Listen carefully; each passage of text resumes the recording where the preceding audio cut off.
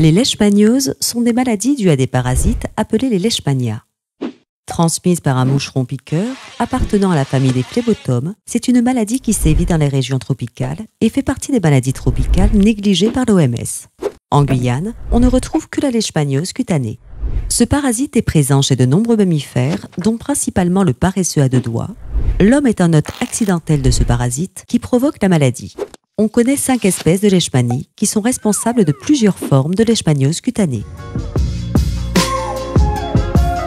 En Guyane, la leishmaniose est un problème de santé publique. Le Centre national de référence des leishmanioses en France a recensé sur l'année 2014 349 cas, dont 242 en Guyane française. Leishmania vianea guyanensis est l'espèce principale en Guyane, responsable de 85% des infections. Les autres espèces sont Leishmania vianea brasiliensis, puis amazonensis, Linsonie et Nephi. Depuis les années 2000, la répartition géographique des nouveaux cas semble se concentrer autour des exploitations de mines d'or, touchant des patients peu immunisés, disposant de peu de moyens de prévention et plus exposés aux phlébotomes suite à la déforestation. Il existe différentes formes de leishmaniose cutanée dues à la virulence du parasite et à la variabilité de la réponse immunitaire du malade. La forme la plus fréquente est la forme cutanée localisée qui peut se compliquer par dissémination de la forme cutanéo-muqueuse ou d'une forme disséminée. La piqûre par le phlébotome est le point d'entrée de la maladie. Le temps d'incubation peut varier de quelques jours à 1 an, voire plusieurs années. La leishmaniose commence par une papule indurée qui évolue vers un nodule, conduisant à une ulcération indolore, dont les bordures sont généralement indurées. Ces lésions sont d'évolution lente, chronique. Une diffusion dans les vaisseaux lymphatiques peut être observée à la palpation. Il s'agit d'une lymphangite nodulaire qui peut s'accompagner d'une adénopathie régionale.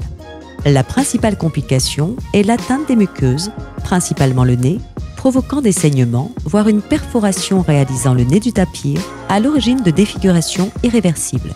Pour diagnostiquer la leishmaniose cutanée, on réalise un frottis des lésions qu'on envoie au laboratoire du centre hospitalier de Cayenne pour identifier le parasite et l'espèce par technique d'analyse moléculaire appelée la PCR.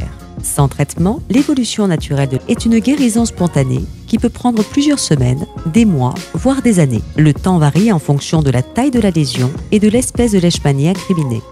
En Guyane, devant le risque de la leishmaniose cutanéo-muqueuse, le traitement est systématiquement conseillé. Si accepté, le traitement mis en place va dépendre de l'espèce de leishmania responsable. Un traitement par isétionate de pentamidine est proposé car elle cible l'espèce la plus fréquente en Guyane, Leishmania guyanensis. Si Leishmania brasiliensis est incriminée, on mettra de l'antimoniate de méglumine. Les méthodes de prévention proposées pour les gens qui vont en forêt sont l'utilisation de moustiquaires à petite maille, voire imprégnés, de porter des manches longues le soir et d'utiliser du répulsif anti-moustique individuel durant toute la journée.